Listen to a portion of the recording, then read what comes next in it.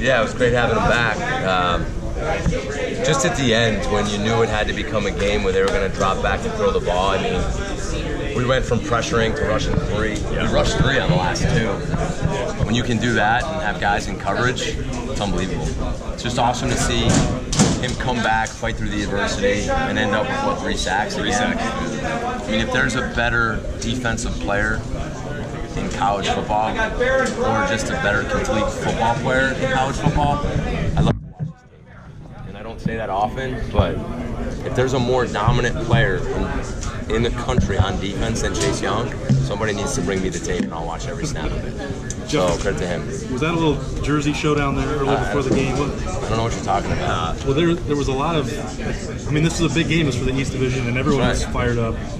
You know, what was it like for you out there pregame? Did you feel different? Oh yeah, it was. This was a special game for me. I haven't been involved in a game like this in a long time. You know, everything on the line, a chance to go to Indy, rivalry that I've seen from afar. I've watched this game many times on TV, whether it's been there or here. So to be a part of that and just kind of thinking through it was a little bit emotional. It was really cool, actually. Yeah, so I was fired up.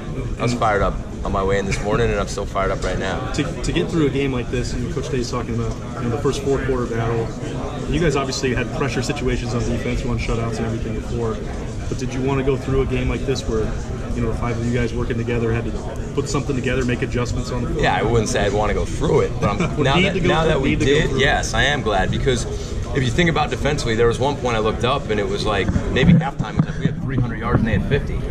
You know what I mean? And the game probably could have went in a different direction, and then we faced some adversity and we responded, and then there were times we didn't respond, but then we came back, because there was one point in this game when you kind of felt the tide turning in their favor a little bit, and then that's when we went back on D and we got to stop.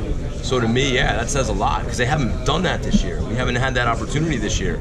So it's a credit to the players, and it's awesome, and I'm glad we went through it now, because I think it tells us a lot about our football team and our staff, and just really proud of those guys. How did Chase go from a really, really good player to just a ridiculously good player, do you think? Probably, I wasn't here last year, but combination of hard work, the way he practices, and the best D-line coach in America. So it's a credit to both of those guys. Are you about ready to dig in on Michigan? Coach said you think about Michigan and prep for him every week. Yeah, very excited. I have, again, seen it on TV. Yeah. Since the day I got here, I've heard about it. I had to throw all my blue away. So I'm excited to be part of it.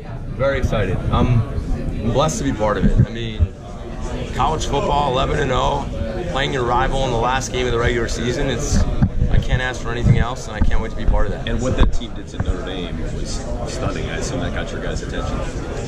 I haven't really studied him as much, so I'll check it out on film before I really make any comment on that. You mentioned when that tide was turning. What's going through your guys' head? What are the conversations on the headsets? Well, we're just new quarterback comes in the game, kind of changed what they did. It was going to be quarterback run, quarterback run, quarterback run. So at that point in the game, you're just deciding, do we want to get more aggressive? Eventually, they're going to have to throw the ball down the field, because if you watch, they could 3 yards, 4 yards, 3 yards. How long were they going to be able to do that, right? I mean, so when you watch the clock, you watch what our offense was starting to do, you watch the score, there was a fine line between all of a sudden being really aggressive and maybe being vulnerable to a big play, or just doing some different things to try to slow it down, try to stop it, because they did a good job. I think Ricky Ronnie did a nice job when the backup came in, and we made some adjustments at the end that obviously helped us out, but it was a fine line between be super aggressive or continue to do what you're doing and be confident. Is it a shame you